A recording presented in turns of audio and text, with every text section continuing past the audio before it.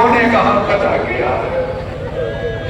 جزاکم اللہ، خدا تمہیں کوئی غم نہ دے سوائے تمہیں سید الشہداء کے۔ مولا کمی ہو جائے معاف کرنا، مولا یوں تو ہم کوئی حق ادا نہیں کر سکتے کہ یہ کام، مگر جب جب تیرا نام آتا ہے ہم بھی روتے ہیں، ہماری اولادیں بھی روتی ہیں۔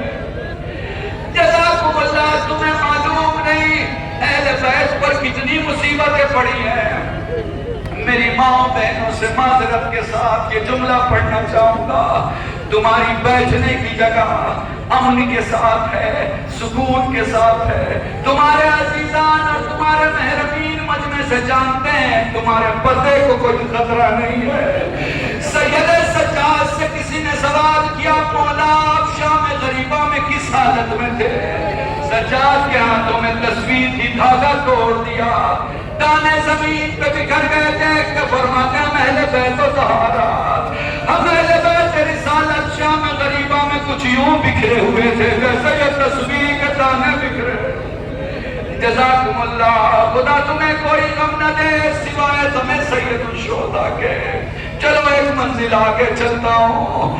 ہاں زینب موجود ہے، الحافظ والحفیظ اعلان ہو رہا ہے۔ اچانک میں کوئی سامنے آتا ہے، زینب روکتی رہی، سوار بڑھتا رہا، زینب روکتی رہی، سوار بڑھتا رہا۔ فکشف النقاب عن وجہ فاذا امیر المومنین، زینب کی آنکھوں نے دیکھا میرا بابا علی سامنے ہے۔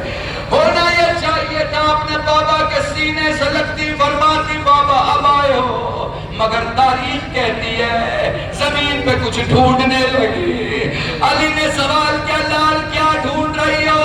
اے بابا زمین سے خاک اٹھا کے سر پہ ڈال رہی ہوں، کیونکہ میں کبھی بے چادر تیرے سامنے نہیں آئی۔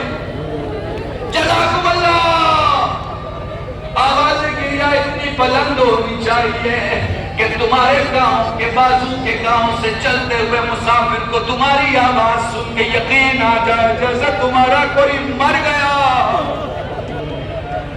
جزاکم اللہ، جزاکم اللہ۔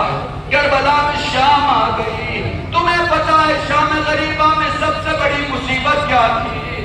حسین جب لاشیں لاتے تھے، زینب لاشوں کو جو عزیزان کے لاشیں ایک الگ خیمے میں، جو انصار کے لاشیں حسین الگ خیمے میں، یہ سارے لاشیں خیموں میں سجا دی جاتی تھی۔ تمہیں معلوم ہے جب خیمے جل گئے پھر کیا ہوا؟ آسمان کربلا نے بڑا عجیب منظر دیکھا۔ ارے لیلا کے سامنے اکبر کی گردن کاٹ دی گئی، پروا کے سامنے قاسم کی گردن، زینب کے سامنے جزاکم اللہ، جزاکم اللہ۔ خدا تمہیں کوئی غم نہ دے سوائے غم سید الشہداء کے۔ دو چار مسائل، ایک شہزادے کا ذکر کر لوں پھر مجلس تمام ہے۔ سید سجاد سے مدینہ میں زائد سوال کرتا ہے، مولا یہ بتا سب سے زیادہ تیرے بابا کو کس نے پکارا؟ سجاد بہت دیر تک روئے، رو کے فرماتے ہیں میرے بابا کو سب سے زیادہ میرے بھائی قاسم نے پکارا، میرے بھائی قاسم نے پکارا۔ وہ پلٹ کے کہتا مولا کیوں؟ فرمایا کربلا کے شہیدوں میں اکلوتا شہید قاسم جس کے پاؤں رکاب میں پھنس گئے تھے، پھر یوں ہوا کہ گھوڑا جدھر جدھر دوڑتا قاسم کھستا ہوا جاتا، پھر یوں ہوا کہ دائیں کے گھوڑے بائیں طرف، بائیں کے گھوڑے دائیں طرف، پھر یوں ہوا کہ قاسم ٹکڑوں میں بٹ گیا۔ سارے شہید پامال ہوئے اور قاسم بھی ہوئے، دونوں میں فرق اتنا ہے وہ شہادت کے بعد ہوئے، قاسم زندہ پامال ہو گیا۔ جزاکم اللہ، جزاکم اللہ۔ خدا تمہیں کوئی غم نہ دے۔ پھر واپس پلٹتا ہوں اسی جملے کی طرف جو میں نے پہلے کہا تھا، نانی یاد ہے، وہ شیشی یاد ہے، ہاں میرے لال یاد ہے، نانی تیرا حسین جا رہا ہے، نانی کیا کربلا دیکھنا چاہو گی؟ میرے لال تو امام وقت ہے۔ حسین نے اشارہ کیا، زمین کربلا بلند ہوئی، فرمانے لگے نانی یہ وہ مقام ہے جہاں میرا علی اکبر گھوڑے سے گرے گا، نانی یہ وہ مقام ہے جہاں میں اصغر کی چھوٹی سی قبر بناؤں گا. نانی اس مقام کو دیکھ لے, یہ وہ مقام ہے جہاں تیرا حسین غریب ہو جائے گا.